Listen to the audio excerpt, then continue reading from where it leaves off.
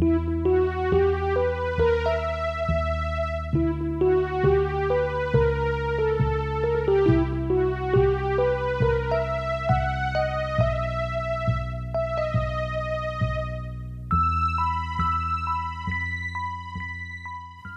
following is a fan-made chapter reading of the web serial Pale by J.C. McCrae.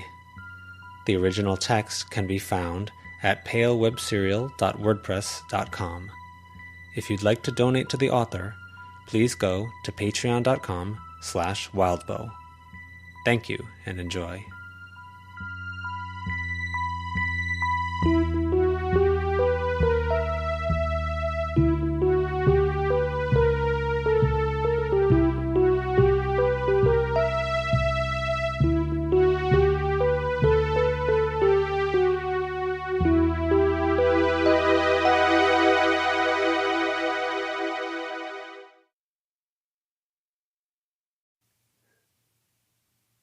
Vanishing Points 8.5 Verona. Verona sat back, taking it all in, as students reacted. Chattering, leaning over benches in a loose violation of Raymond's request to stay in their seats. Their butts were clearly not in contact with wood as they leaned forward. DeRocher strode down the length of the room, to the rear of the classroom. The stage area had an offshoot area to the right, where there were more shelves and, maybe more importantly, an exit to the rear of the school. The rest of the senior students and faculty, maybe better to say apprentice senior students and faculty, were hanging out at the back, in a loose organization that barred the exit through the front door or side hallways. Not that it mattered much. Was there really any way that anyone gathered here would run for it? They'd make it about 3 steps before being bound 5 ways from Sunday, eaten by a DeRocher summon, and sent to brownie hell. Or, again, correcting herself, was there any way that the people who knew how Alexander had died, herself and Lucy, could run away? No. No escape. That really sucked. She'd woken up that morning with a headache buzzing at the back of her head, maybe a consequence of not eating breakfast and then throwing up lunch, and then eating a pretty small dinner so she wouldn't upset her sensitive stomach. And that headache had worsened with a morning class that had covered precious little new information, frustration making the dark cloud at the back of her head that much worse and harder to ignore. Now she had a stomachache and a headache, and the fact that these were both things that were like exactly how her dad physically reacted to stress, it ate at her. She hated that in the span of 1 minute of feeling and thinking, she was second-guessing herself and needing to clarify.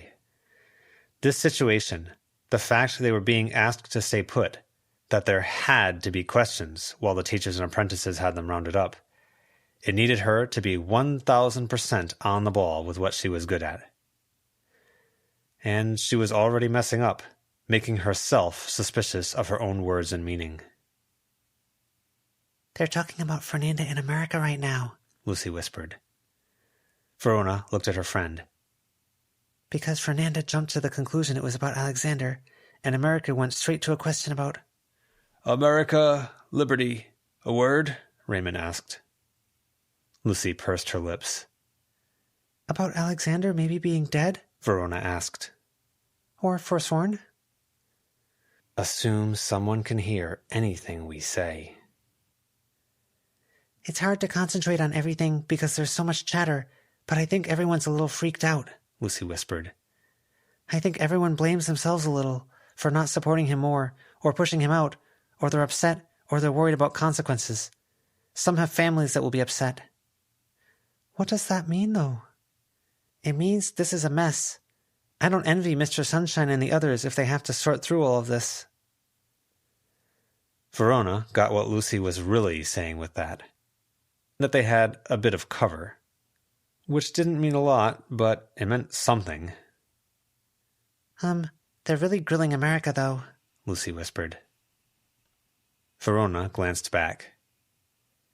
America looked angry, and Liberty and America looked like they, as a pair, were really good at playing off one another, picking up where the other left off. I wish we had the mood glasses. Remember those? Lucy asked. The mood glasses they'd confiscated from Bree. When they'd released Bree, they'd negotiated to keep the items they confiscated. They'd gotten the red button, the crying cold tears tape, the centipede keycard, and other stuff. The glasses were a weird, multi-hued sunset tint, and they made it easy to read a crowd's mood and see individual moods standing out inside that crowd. They were also very dorky, and... Tried them on for a few days to see if I could do anything too interesting with it. Yeah, Lucy replied, but I bet they'd show some interesting stuff. Like any culprits? Maybe, Lucy said, absently. What about your sight? You see shades of watercolor and blades? It's a mess. I don't think my sight is good for much here, Verona commented. She turned it on just to see, and the room was wrapped in film and fibers, everything under a transparent or translucent veil, hiding things beneath. A lot of those things were crimson and wriggly. Magic items on the shelf at the back of the room, some things the students carried or wore. What other stuff did they have? Avery was carrying the enter key, as well as the glasses. The enter key was another confiscated item that could have been a quick, if dangerous, way to escape. Something for if the crowd turned on them. It was dangerous. It electrocuted the person using it, but that had to be better than whatever this crowd would do to them. Summoning John was the opposite of a good idea. No items really stood out as good answers. She had glamour, but what's-his-name Vanderwerf was among the students.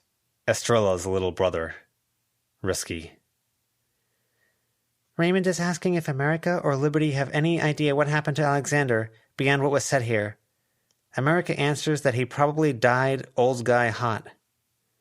Verona nodded. Tough questions. Why isn't letting her get away with probably? Verona nodded again. America concedes she doesn't know what happened. Liberty says the same.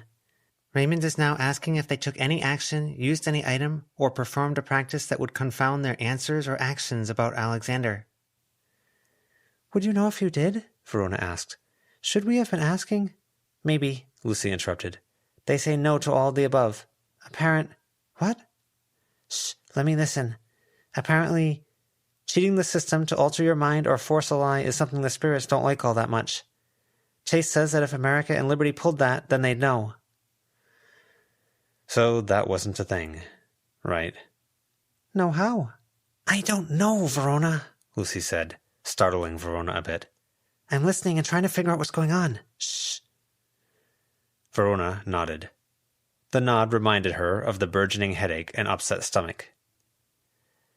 They weren't even being interrogated yet. What the heck? She considered herself okay at hiding her emotions and emotionally deadening herself, but she had no confidence right now, and she could remember messing that up when talking to Yadira and Cass, back when they'd been trying to sell themselves as tough and too scary to mess with. She'd tried to go emotionally dead, and she'd just gone, what, sad? What if they got directly questioned and she puked like yesterday? They're asking about movements, when they've seen Alexander. Chase and Tanner are taking notes.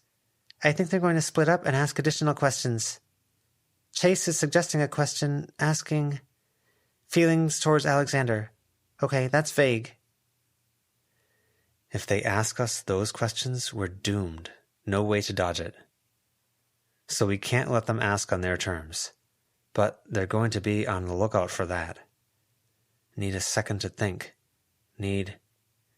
Lucy's hand brushed Verona's as her head turned. The bench behind them had the host brothers, sitting at the far left, while Verona and Lucy sat at the far right of their bench.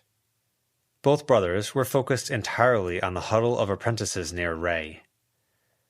One of those apprentices, for lack of a better way of putting it, was Nicolette, breaking away from the group to walk over. To them.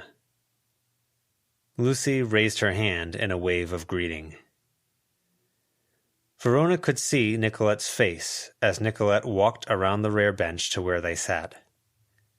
Nicolette had an earpiece above and behind her ear, hooked into her hair and over her ear, like a petrified lizard or something, with a glass orb in its mouth, right front claw, right back claw, and the end of the tail. Her eyes were normal until viewed through her glasses, which were thicker glass and magnified her eyes a bit. Through the glass, Nicolette's eyes showed something red and nugget-like swimming in a filmy pool within her eye sockets. She adjusted her glasses, and the image the glass showed changed, to a crimson coil where the whites should be, orbiting a deeper darkness. "Being good?" Nicolette asked. "How are you?" Lucy asked her. "What's going on?" "We're using America as a starting point. We may pull students aside to ask and try to get a fuller picture. You may want to do more to control the room and take care of the students here," Lucy said. "I can see a lot of pain and agitation." "What practitioners do is big. We touch on a lot of bases, go to a lot of different worlds," Nicolette replied, looking out over the room, the coiling redness twisting, adjusting, and condensing as she focused on more distant subjects. "But it's a small, interconnected world at the same time." "People know people," Verona suggested. "Like you guys and me, or you guys and Zed. At odds one day, friendly-ish a few weeks later. I kind of thought that might be us." "It isn't, and it makes for some interesting arranged marriages and things. Families trying to force that kind of adjustment by sacrificing sons and daughters, basically. But I'm getting off track. The way Alexander works, or worked, as the case may be, he liked being a part of well-coordinated systems, like Jessica's diagram for that ritual that was sabotaged." "I remember," Verona said. "He earned a reputation as someone who did good work, which led to people starting projects with him and with each other. Some small families positioned their success and failure on the work they were doing with him, or things he was facilitating. I know a lot of students are aware of that. It's not just losing a teacher and wondering what the future holds. It's also knowing your parents might lose everything." "He wasn't that reliable or doing good work when he forswore Seth, was he?" Lucy asked. "No. Maybe. I don't know. I think it goes back to what I just said about how grudges can become uneasy friendships and vice versa. Stuff doesn't die, and this world has a long, long memory. Unless you kill it. Unless you very deliberately ensure those things don't follow you or weigh you down," Nicolette said, watching Mrs. DeRocher talking to Mrs. Ferguson at the end of the stage. "Removing burdens and threats in a surgical way." That felt chillingly on target. Verona's headache ground at the back of her head, stomach tense. Nicolette's eyes fell on her, dark centers ringed by deep red coils of veins, which would normally be cool, but was only a 4 out of 10 on the cool scale now. Had Nicolette been hinting at knowing they were involved, or alluding to why Alexander was gone, or just talking about other stuff? Verona wanted to shake Nicolette and get clearer answers on what she was doing, but there was no way she actually could. They had no power here. Nicolette went on. "Alexander was never one for the arranged marriages, not for himself, even though it would have been a good play to rise in status. He'd arranged them for others. I know he was looking into options for me, connecting me deeper to the Bellinger family if I turned out to be a true asset, trading me to someone else in another family if I didn't." "Grouse," Lucy said. "I wasn't a fan. Either way, given the option of either maintaining those connections to people who might end up being enemies or burdens, or cutting them loose, he preferred the latter, doing surgery and staying free, independent, and alone, and sometimes that surgery was a brutal amputation. That was the last few days in his confrontation with Bristow." "Seth," Lucy said. "Yeah," Nicolette said. "How is he?" I put him in a protective circle after something got at him last night. Spiritual parasites. Purged them, moved the bed, set up the circle. He was catatonic even before the parasites, but I got it so he's at least watching television. It's a step toward taking interest in the world again.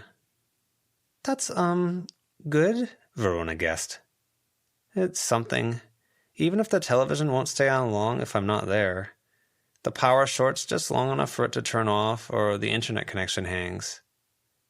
Do you have a plan? Lucy asked. Taking it day by day. I loathed him before. Now I pity him and loathe him. And I don't know how much of that is the forswearing letting connections around him fall away. We know someone forsworn. He made a deal for protection, Lucy told Nicolette. Yeah, But I took responsibility for Seth, and I don't know if I could turn him over to someone or a group of someones like that without being absolutely sure it was okay and safe. Yeah, Lucy said. I told you what happened that made me aware. I've been awfully close to where Seth is now. The catatonia, the world not cooperating, the hopelessness. Being so close to Seth right now is giving me nightmares. Flashbacks back to where I was then. Not your nightmare, don't worry. That's good, Lucy said. I have too many protections for Seth's benefit for something like that to get into the room. And the school is secure.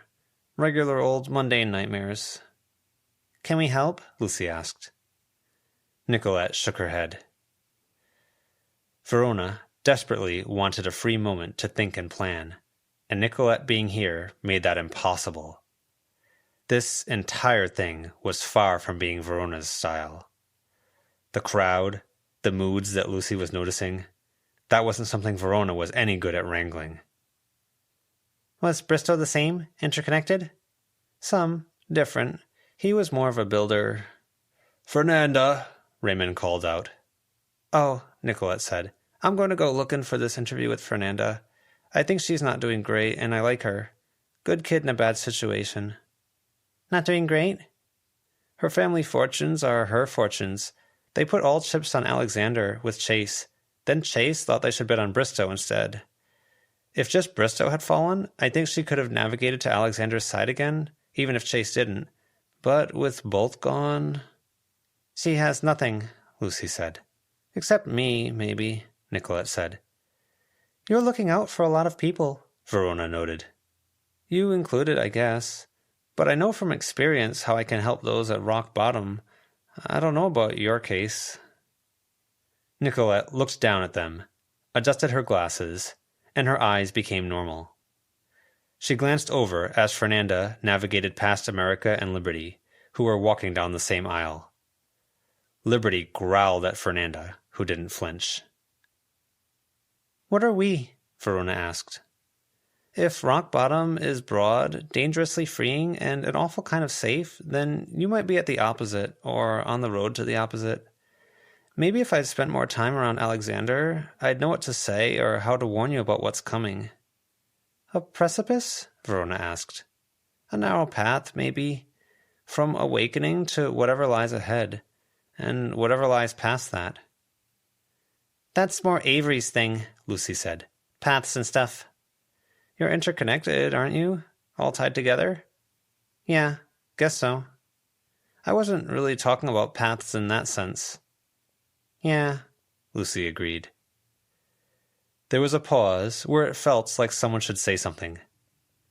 Nicolette looked at Verona, and Verona shrugged, which seemed to fill that silent pause.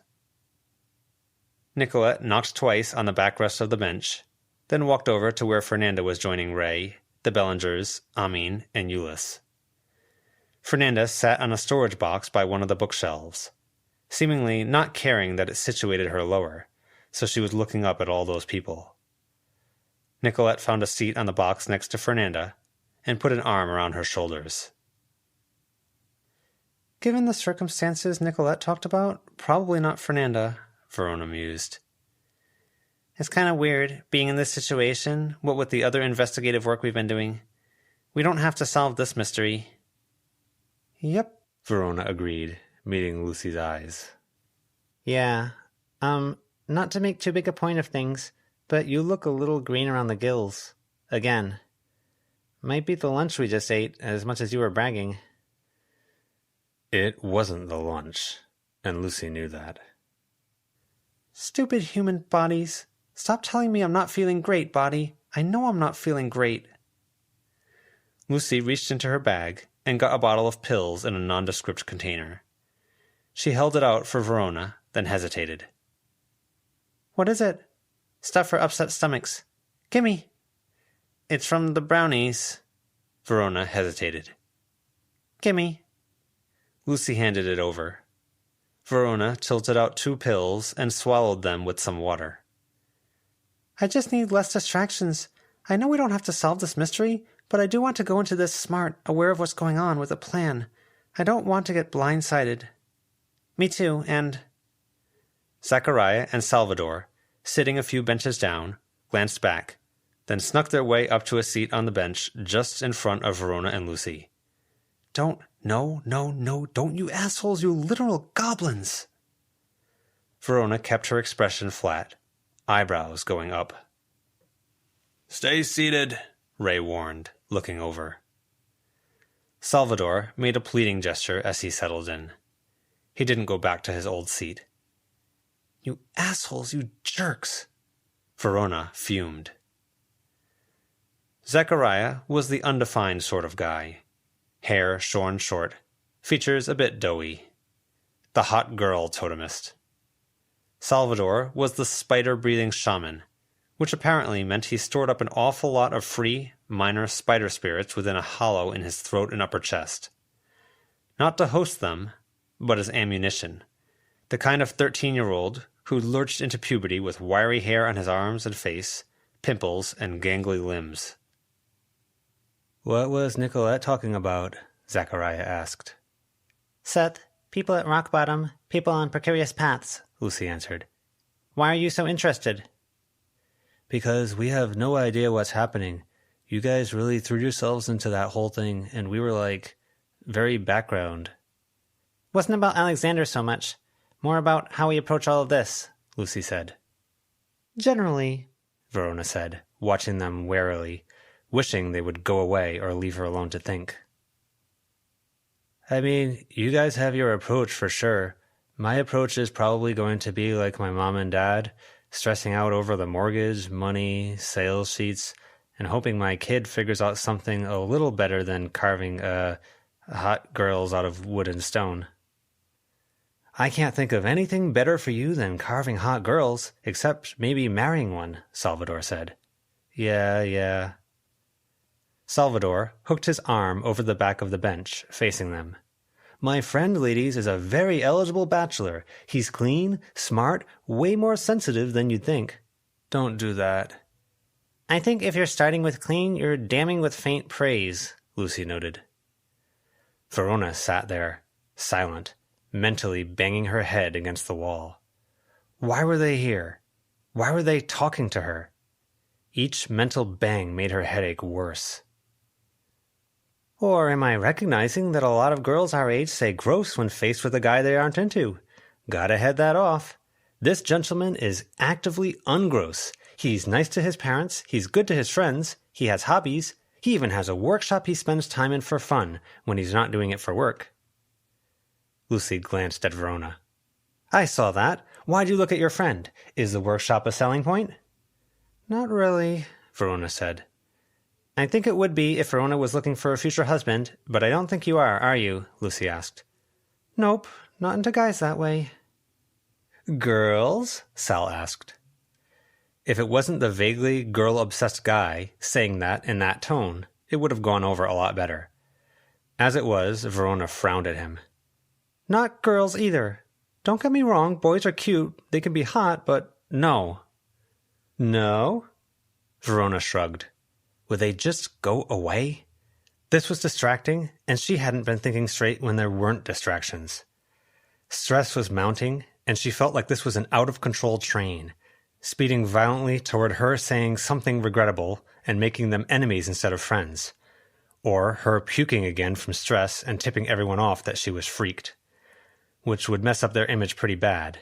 if it didn't bring the full focus of the investigation straight to her. "No interest in boyfriends or marriage?" Zachariah asked. "Nah," she said. She met his eyes, and she momentarily imagined a scene, domestic, her and a sort of muscular, sort of plain woodcarver boyfriend, a house filled with art, bills on the table, rugrats running around. Having to get up early every morning to send kids to school, scraping by to find free time for herself as an individual. Having to worry about 50 birthdays and anniversaries and date nights and stressing about all of it, because if she missed one, then the kid or husband or family member she slighted would be upset. Where she had no big aspirations except maybe teaching a few days of class at the Blue Heron once in a blue moon, which would mean the kids would have to be juggled and stuff shuffled around. She'd heard her dad and mom talking about how life had to be managed just to make things possible, like coming into town for dress shopping or getting a week off. It would be like that. The scene only lasted in her mind's eye for a moment, but it was vivid. It was an existence of piled-up stresses and life clutter that got in the way of what she'd really want to do and be. All inescapable, burdening, slowing her down and occupying her head. This headache and stomachache would be unceasing. She'd end up treating any hypothetical husband like utter shit as a result. She knew it. It felt like Nicolette was very, very wrong. That there was this safe road running right down the middle of things, and thinking about it made Verona's stomach cramp. She'd rather fling herself over the side of that safe path, into otherdom or hardline practice. "No," she elaborated, feeling like it was a huge understatement. "None, really." "You might change your mind," Salvador said. In lieu of throwing up on him to convey her feelings on that, Verona made a face at him instead. With all of the ambient stress and distraction she was channeling into it, and the way the smile dropped from his face, she sort of wished she could take a photograph and keep it with her to punctuate future statements. "It's cool," Zachariah said. "Sorry my friend's being annoying." "Annoying? You wound me, Zach. Here I am trying to be a wingman for you." "Don't do that," Zachariah told his friend. Verona let them chatter, glancing at Lucy, who looked a bit worried, peeking at the ongoing discussion with Fernanda. "They can't keep us here all afternoon, can they?" Lucy asked. "Going to us one by one?" "I don't know," Verona murmured. That scene of vivid imagination had helped, in a way, even though it had inflated the brutal headache that was gnawing at the back of her brain. If she had to steer off that safe and predictable path that people like Zach were on, she had to do it carefully. It would require some of that surgery Nicolette had talked about, like with Bristow, like with Alexander. It would require some brutal amputation somewhere down the line, but she couldn't make the mistakes Alexander had. If she went down the more serious, more ambitious practitioner path, then she couldn't go all the way down that road. She had to make those connections, those compromises, do that arranged marriage crap, in a way. Except without the marriage, like she'd just told Zach. Unless it was purely for show and periodic nights together as the mood struck, with each of them having their own space in a manor or whatever. That would actually be kinda ideal. But she was getting distracted, very distracted. A big connection she'd have to hold onto would be her friends and their other allies. If she became other, she'd need to do the same. Maybe less surgery, since the surgery would be on herself. Having a more concrete plan and set of goals helped focus her and made her feel more sure of her thinking. So much of her exploration here and her discussions with the others had been breaking down, trying to process the other path on her own until Lucy forced her to fess up, then crying it out and confessing stuff. Or trying to support Avery and Lucy from the background until she slipped up, made a mistake, and they got angry. Or, similar thing, she'd think she had a plan, then Lucy would say something and she'd realize it wasn't that doable.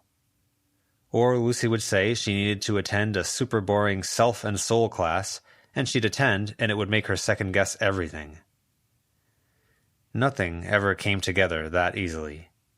She had to put in the work, and maybe sometimes Avery would pull the last step together, or Lucy would provide some clarity, but mostly it was Verona struggling to figure it all out, and reality would shout, "Wrong!"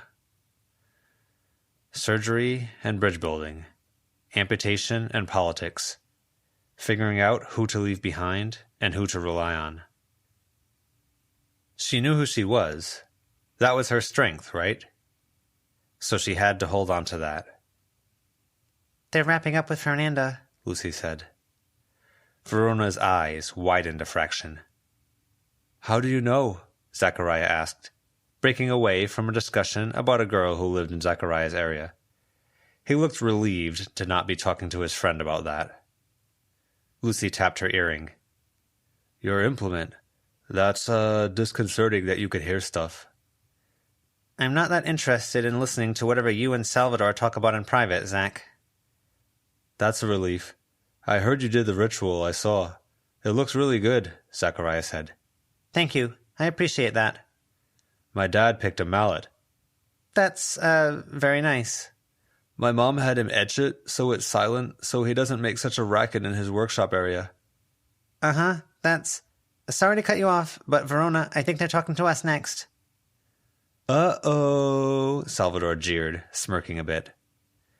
Lucy wasn't smiling, and neither was Verona. Verona managed a shrug and nod. "How do you want to do this?" Lucy asked Verona. "I remember meeting Alexander for the first time, but..." "Yeah, no," Verona replied. "No," Lucy echoed, frowning more than usual. They'd gone full kid, full disruption, and put Alexander on his heels a bit. It had bought them the time to change the conversation. The problem was, the other augurs had been there too. Alexander had brought Tanner, Chase, and Y, along with Nicolette. Verona thought back to ties they were maintaining, beyond just the three of them. 4, if Snowdrop was included.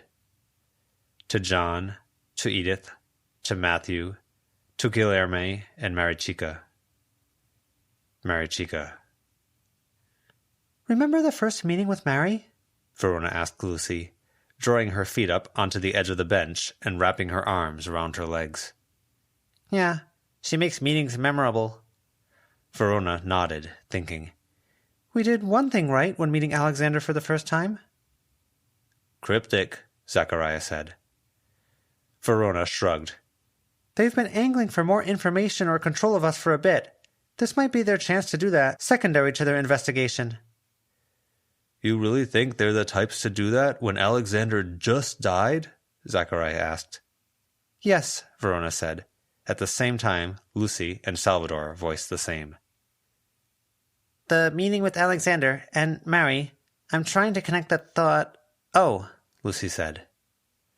Verona could have kicked herself. She hadn't been building enough, hadn't been taking steps. Instead, she'd been leaning back, watching, looking for the right fit. And Lucy had been taking steps to build herself up, picking her implement, and Avery was giving herself gold checkmarks and going off on an expedition with Jessica. Just have to pull myself together, put the headache out of mind, resist the stomach issue. The meds were maybe helping, even if thinking about the meds as being from the brownies was not. "Get centered. I can't do this if I'm freaking out." Verona found her emotional center, calm and ordinary in the face of a situation more stressful than her dad bawling and screaming a foot from her face. "Verona Hayward, Lucy Ellingson," Raymond raised his voice. "A word?" There it was. Sure as wet shit. Verona glanced around, eyebrows up, looking a little surprised at being called, as Lucy got up first, clearing the way for Verona to circle around. She left her bag behind. Having her spell stuff and glamour and junk wouldn't help that much. At the front of the room, Mrs. Ferguson was with her son, holding his arm and apparently forcing a conversation with Raquel, while Sal looked like he wanted to wriggle out of his skin. Trade ya, guy, Verona thought. Don't touch, she told the boys, pointing at her bag, as if that was her biggest concern. She had to skip to catch up with Lucy, who walked with head high. It was a pretty imposing arrangement. Raymond was tall and thin, and dressed in a way that exaggerated those features. Currently, a charcoal button-up shirt with brass buttons that were more like horizontal dashes than normal buttons, and pants so black they made the shirt look light in tone. He peered at them with the red-tinted glasses he wore hiding his eyes. Y was like Alexander, but younger and warmer, maybe, in look. Hair less immaculate, eyes with more emotion in them. A dress shirt that looked like it had been worn for more than 5 minutes, not just pulled straight off the hanger. She had no illusions about him being sharp. The most dangerous person present? He, like Nicolette, wore glasses, thin and wireframe, but they didn't appear to be magic. Chase he was that, but taken in the wrong direction. Hair that looked more 90s than 2020, face too small for his head. He was too soft at the edge of his features. He'd missed shaving spots at the corners of his sorta non-existent jaw, and his clothes looked expensive, but maybe like his hair had maybe been, before. It looked like he'd shelled out the money, but hadn't done the upkeep. Maybe that was his entire character. Tanner was legitimately attractive. Whatever dress code Alexander had encouraged among his apprentices, it worked for the guy. He'd gotten a nice haircut, and it worked for him, with everything swept back except for locks of hair that were very good at locking, all twirly downy. He had narrow eyes and a sharp chin, and cut a sharp figure. Then there was Euless, disturbingly attractive, and a bit disquieting to have looking directly at her for maybe the first time she'd noticed. Wearing a sports top and shorts like a model from a magazine. And Amin, who wore looser clothing and had looser hair, tied back with beads. A more casual arrangement of beads hung from one forearm, and Verona had no idea how it all didn't slip down. And then Nicolette, with the cool lizard hair ornament, dress shirt, and knee-length skirt. Still dressing like an Alexander apprentice, post-Alexander. All of them tall, and the youngest of them was maybe 17. And then there was Lucy and Verona. "How are you two?" Raymond asked. "Nicolette tells me Avery's out on an impromptu field trip with Jessica Katzabine, Bree Cowley, and my apprentice." Verona nodded. "What is this?" Lucy asked. "Asking us over." "Trying to figure out what's going on. You were involved the other night," Raymond said. "Unfortunately," Lucy said. "We talked yesterday, but that was about Bristow and your attendance in general." "Yeah," Verona said. It was her instinct to fall silent, to withdraw, to let the other person exhaust themselves doing all the talking. But she couldn't do that here, and she couldn't lose that emotional center. "Can we not make this, 7 of you against the 2 of us? We're not even a trio right now, and that makes us weaker." "Are we against you?" Y asked. "Kinda?" Verona asked, wincing as she said it. "I'm not going to lie, but we're on pretty good terms now, Nicolette, I hope." "Yeah," Nicolette answered, taking a seat on the box where she'd been sitting with Fernanda a few minutes ago. "But that didn't start great. We're okay with you, Nicolette, but I remember it seeming like half of these guys were ready to strong-arm us or ruin our day if Alexander said the word. And you guys were stirring up strife in the school." "We're putting the events of this past week to rest where we can," Raymond said. "But we can't," Verona stressed. "It's not that simple. You said we're getting expelled around the time the new headmaster comes, fine. But then we lose protections, and Alexander's gone, and we may lose the protections he swore to provide us." "You should have some," Y said. "Should isn't good enough. But fine, maybe that's the way things go. But now you're also grilling us on this? You said yesterday you couldn't swear to anything." "No," Raymond said. "And you won't swear here? Because stuff we tell you might come back to haunt us. which is definitely something you said we should be careful about. I can't readily swear oaths without more information than I have. What about them? Lucy asked. Can all of these guys swear some oaths, like he swore at the very least? Raymond looked at the young men who formed a half-circle around Verona and Lucy. No, Y answered.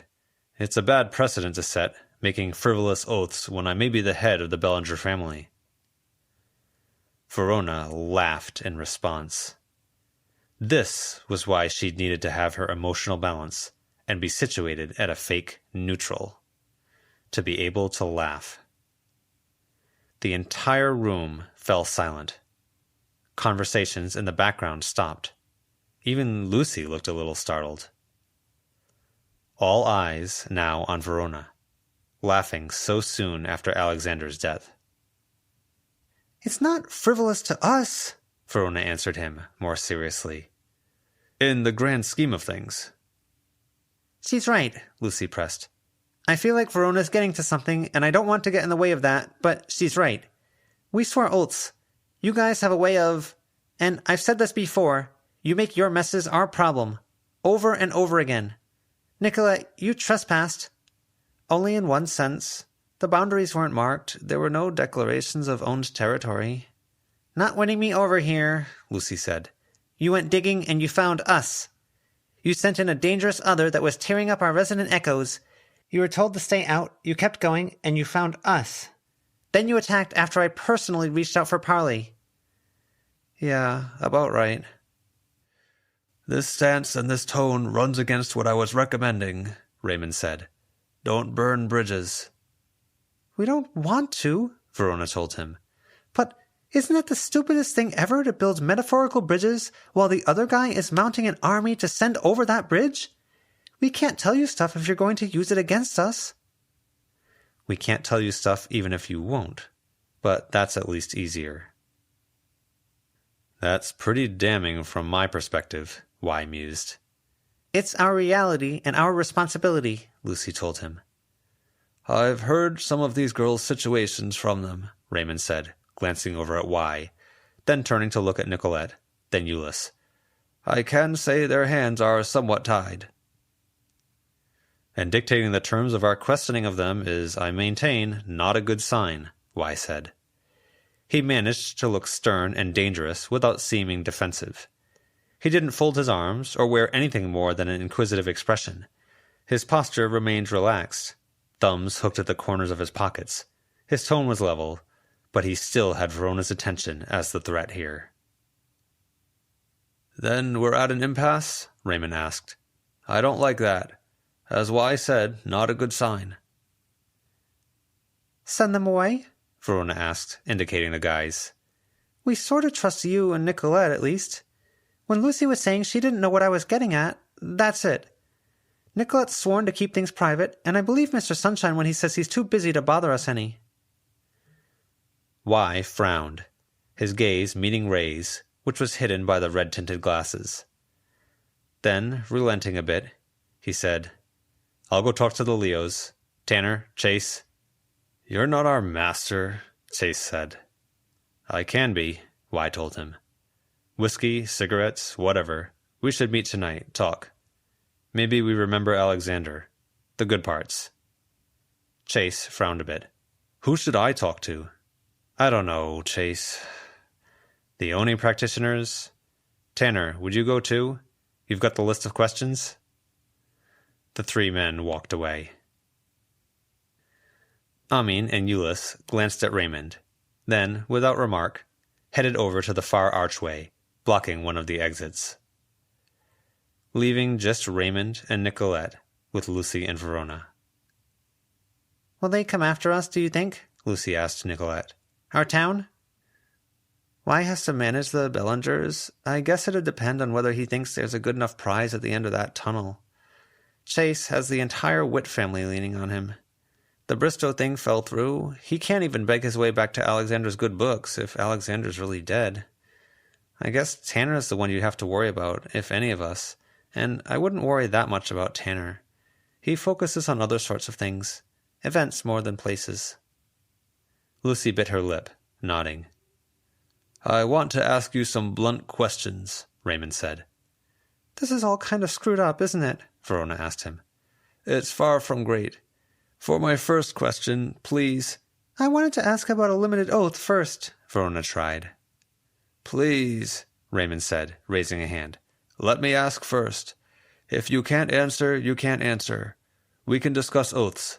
But continued stonewalling and deflection may lead to me signaling Amin and having him binding you on the spot if I think we need to bring you into custody for more serious questioning. That's a bit of a power imbalance, isn't it? Verona asked. Verona, Nicolette said, I don't know if you realize this, but you're really coming off as evasive. The headache buzzed. That's kind of how Verona always is, a bit, Lucy said. I've known her for years. It's how she was with her dad, her mom. Verona shrugged. To answer your statement, it is a power imbalance, Ray told Verona. That's reality. I run this school, and in our worlds there are no policemen, there are no detectives. We police our own, often poorly. Verona laughed again. She didn't look, but she could feel eyes boring into her back in the wake of it. There was zero humor on Raymond or Nicolette's faces. That's the tone of discussion I was saying may burn bridges, Raymond said. A man died, and you're laughing. I'm not laughing at the death, Verona said, half smiling. It's all kind of missing the point, isn't it? Then I'll get to the point. I mean... He trampled over her. Do you girls know anything more about the passing or forswearing of Alexander Bellinger? More than? Lucy asked. The typical student in this room. Is this going to be a painstaking process, Miss Ellingson? A student was forsworn less than a minute's walk from here, apparently for pretty frivolous reasons, Lucy said. So, yes? Raymond looked at Nicolette and sighed. He looked back at Lucy. More than the typical student in this room, then. Yes, Lucy said. My new implement lets me hear things. I heard what you and the other apprentices talked about as a group. Interviews. I see, Raymond replied. He frowned. Then, besides what the typical student knows, and what Y alerted us to in this huddled group, and the interviews we conducted, do you know anything more? He was going to press on this line until they were cornered. I heard what students chatted about, Lucy said. Connecting movements and making guesses. Alexander made calls. Elaborate. Lucy shook her head. He made plans to talk to Fernanda's family, but Fernanda talked about that too. He was plotting, rallying the troops, sort of. Talking to some mercenary types through America's dad. He was serious about that revenge plot. I heard only snippets, so there was more I missed or only got fragments of. Verona thought hard, trying to think of a way through, while Lucy supplied answers. Raymond was too stubborn to deflect or turn aside. He insisted on pushing forward. Sure enough, he went on. Then, besides the typical knowledge of students, our discussions and interviews, and the whisperings of students, what do you girls know about Alexander's passing? I don't know, Lucy answered. You don't know? I don't know what Avery knows. I assume it's not much more than us, unless Zed or Bree or Jessica have said something. What about you two here? I only really know what Lucy passed on, what she overheard and observed, Verona said. Lucy? Raymond asked. This feels like it's running against everything my parents tried to instill in me when I was young, Lucy said.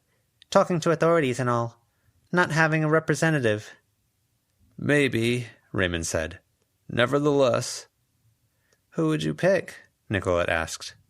The person I'd pick would be the same person Raymond said he wanted to bind in our earlier conversation, Lucy said. Which wouldn't go over well because we can't get to her right now. So it'd be like in the movies, asking for a lawyer that forces a delay. Do you need a delay? Raymond asked. No, Lucy said. Raymond frowned. But I don't want to give the wrong answer because I don't want to entrap myself or get in trouble. These things happen. Do you think I'd do that? Frankly, yes. I'm sorry. I respect you more than most here. I appreciate you turning things around, but I can't forget day one. It wounded me. You wronged me. I have to account for the fact that you could do it again. Even with me looking out?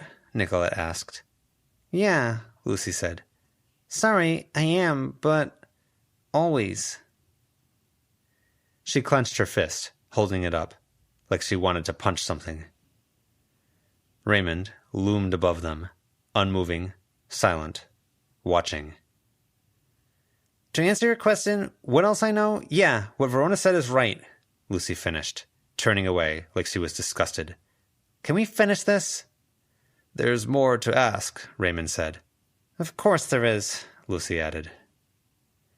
Verona glanced at Nicolette and saw those weird eyes filtered through the glasses staring at her. Eyes like black windows with pale, shrouded figures within. White-wrapped heads and bodies with vague, distorted black shapes of unevenly sized eyes and mouths all grouped in the middle of the eye, like a family or something staring through a window. So many students were watching, looking for clues, for signs, listening if they had the ability. Lucy's anger had drawn more attention. Even the students who weren't deeply invested would be following for the drama. Lucy was here, using the fact that Raymond wasn't great at dealing with angry people, tapping into what may have been legitimate anger and emotion. It bothered Verona that Lucy had to do that. She'd wanted to find an opportunity to take control over this conversation, and she hadn't been able to get past this. Raymond was too straightforward, too unerring. Would there be a follow-up question? Could your answers provided here be affected by any practice, items, substances, or measures you may have taken? Raymond asked. That apparently doesn't work, Lucy said. It almost never pays off, even in the short term. I'm still asking. No, Lucy said. Verona shook her head. No items, practice, or any of that junk, really. I took a pill for an upset stomach. Give me something. Give me a finger hold, a crack, or something, Verona thought. Her stomach hurt, as if she were reminded it existed by the mention of the pill. Something I can use. Her finger on the metaphorical trigger. Did you wish any harm on Alexander Bellinger, as that evening? Her metaphorical finger twitched and found the trigger more sensitive than she'd expected. Verona, despite herself, despite sense, sanity, and reason, laughed, interrupting him. Concluded. Verona, Lucy said. The laugh trailed off. Verona was startled to find tears in her eyes. You think I wanted this? I'm asking. You think I wanted Alexander gone? I came to study, she answered. Lucy's fingers gripped her bare arm, digging in. I wanted to learn. I wanted to do cool magic stuff. And those guys started a war, and they took it to our home, our families, our friends. They dragged us into it, and they didn't back down. Her voice rang in the acoustics of the room.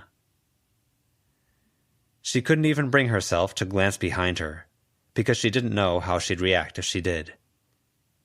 I backed down. I was willing to let Bristow go. You would have heard me if you were there. You can ask. I didn't want that. I didn't want to feel sick at the idea of eating here. I didn't want to do that to him. I just wanted him to leave me alone. The shouting was raw enough she coughed, and she had to bite back a gag. Raymond's expression was unreadable. Verona was upset enough over it. She was sick yesterday, and not great today. Verona started forward, and Lucy held back on her arm like she could somehow keep Verona from getting going again. Verona let Lucy keep her in one spot, but she raised her voice. You call me evasive, but I'm human. I don't want to talk about Bristow. I don't want to think about Alexander being gone. You ask me my feelings on him? I kind of liked the guy. I know my friends didn't like or adore him, but I thought he was sort of cool sometimes. Now he's gone, and I can't ever chill and talk practice with him? That sucks. Yeah, Raymond said, terse. I didn't want this, Verona said, and she couldn't bring herself to raise her voice as she said that. The tone that resulted was pretty much the opposite of the strong image that Lucy and them had been trying to convey before. The "don't mess with us" image. Image shattered. Sorry, Lucy. Lucy, fingers still digging into Verona's underarm, rubbed her thumb on the back of the forearm. Mixed messages there. Verona's breathing was ragged because she wanted to cough more and clear her throat, but she couldn't without risking gagging, and she couldn't risk gagging without throwing up in front of everyone, and it was so stupid that this was her stress response, and it was absolutely going to be the first moronic bit of humanity she ditched, if and when she got around to that. She already felt like she'd embarrassed herself more than Saul had been embarrassed by his mom, acting like this with everyone watching. Venting emotions like a little bitch like her dad. Puking would just dial that up tenfold. She looked at Lucy, and in her peripheral vision, she could see people looking. Faces blurred by the tears in the corner of her eye. Lucy gave her a one-armed hug, pulling Verona's head down into her shoulder. "And you, Lucy?" Raymond asked. Lucy looked up at him, and she might not have realized it, but she held onto Verona's arm and shoulder tighter, painfully so. Really? I have to ask. I didn't want this either. I didn't do it. I didn't ask for it. Avery didn't either, for that matter. Now can I take my friend out for some fresh air? Verona hiccuped, which became a cough. She put the back of her wrist to her mouth. Would Ray push it? Press the questioning? Go, he said. Take care of your friend.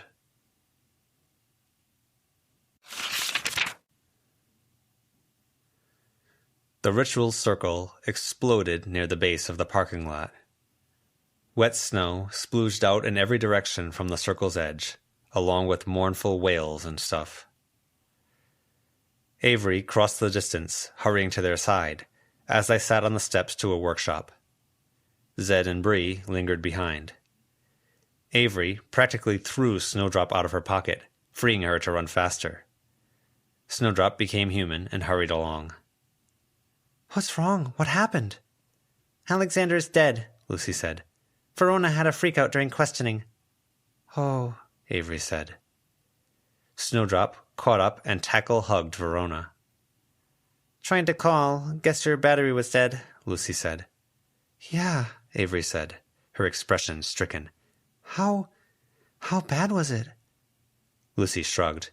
I don't even know how to begin answering that question. I want to go home, Verona said. Oh, Avery said. That's pretty bad. To Kennett, anyway.